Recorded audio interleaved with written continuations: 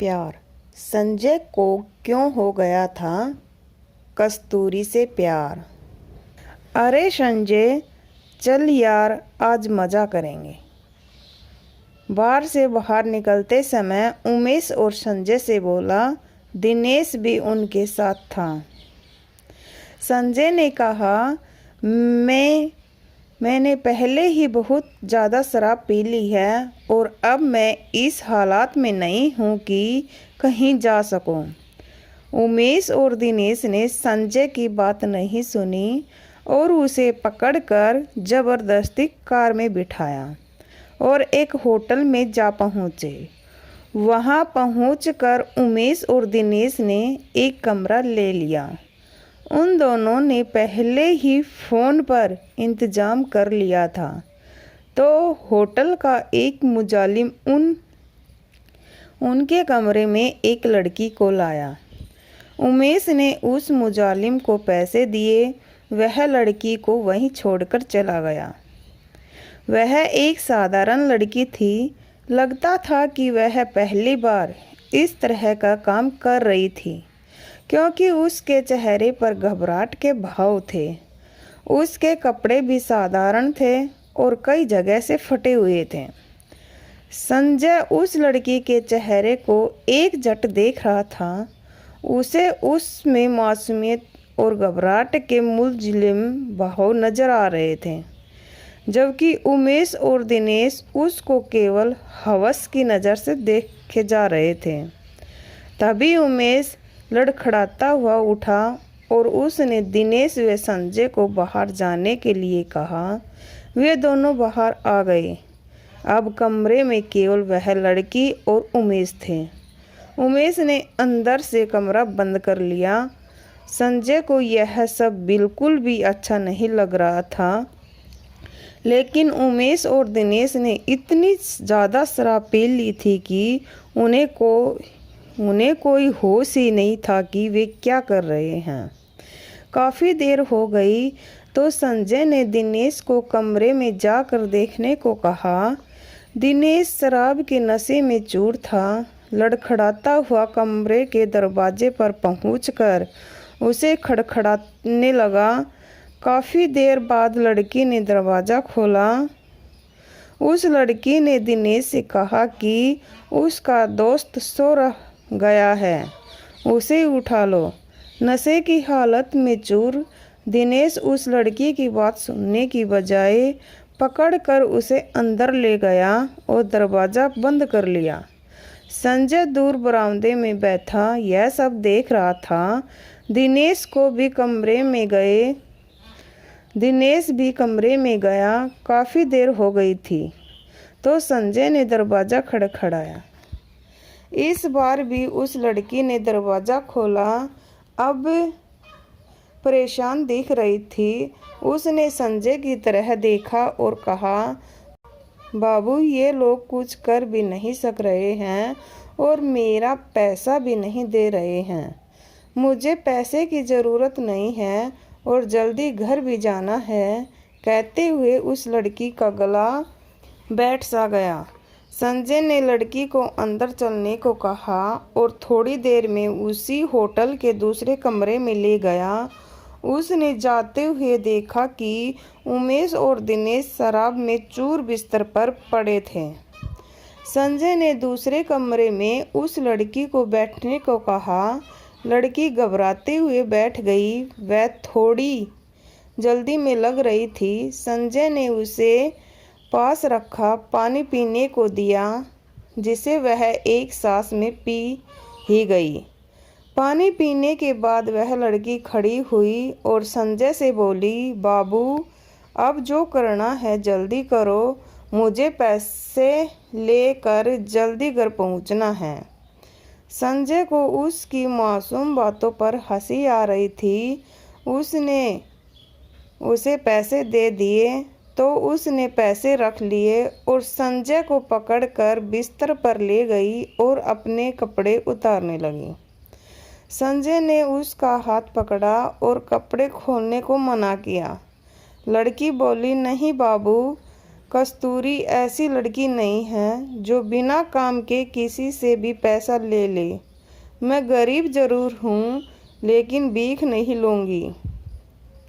संजय अब बोल नहीं पा रहा था। तभी कस्तूरी ने संजय का हाथ पकड़ा और उसे बिस्तर पर ले गई। यह सब इतना जल्दी में हुआ कि संजय कुछ कर नहीं पाया।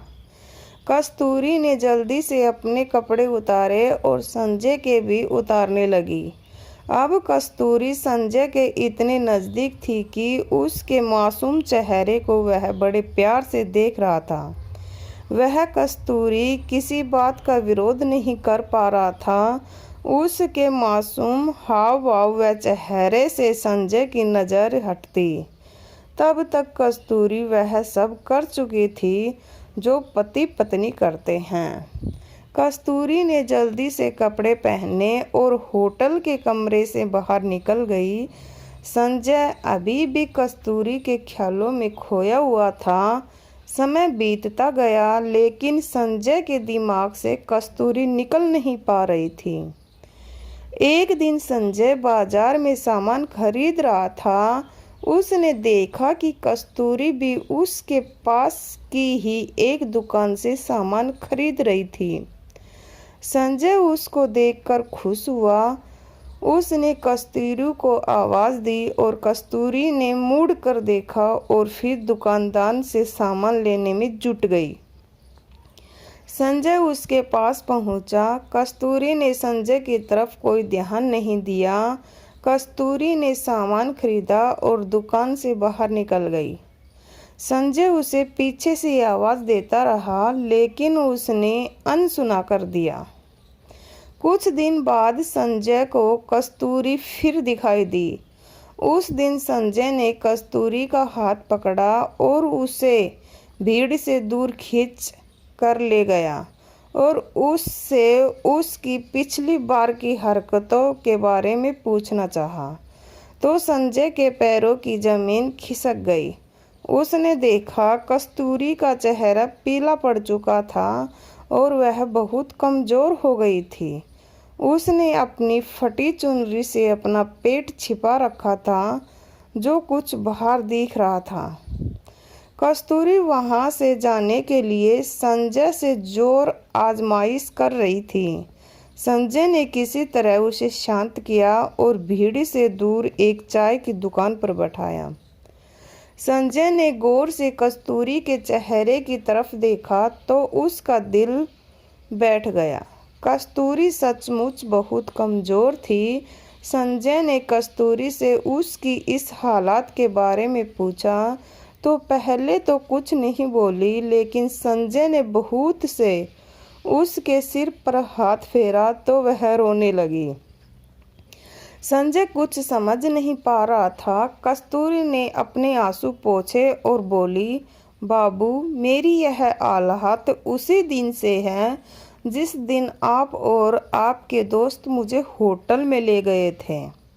संजय ने उसकी तरफ सवालियों नज़रों से देखा तो वह फिर बोली, बाबू, मैं कोई धंधे वाली नहीं हूँ। मैं उस गंदे नाले के पास वाली कच्ची झोपड़पट्टी में रहती हूँ। उस दिन पुलिस मेरे भाई को पकड़ कर ले गई थी क्योंकि वह गली में चरम सुंगाद बेच रहा था। उसे जमानत पर छुड़वाना था और मेरे माँ बाबू के पास पैसा नहीं था। अब मुझे ही कुछ करना था। मैंने अपने पड़ोस में सबसे पैसा मांगा लेकिन किसी ने नहीं दिया। थक हार कर मैं बैठ गई तो मेरी एक मौसी बोली कि इस बरहम ज़माने में कोई मुफ्त में पैसा नहीं देता।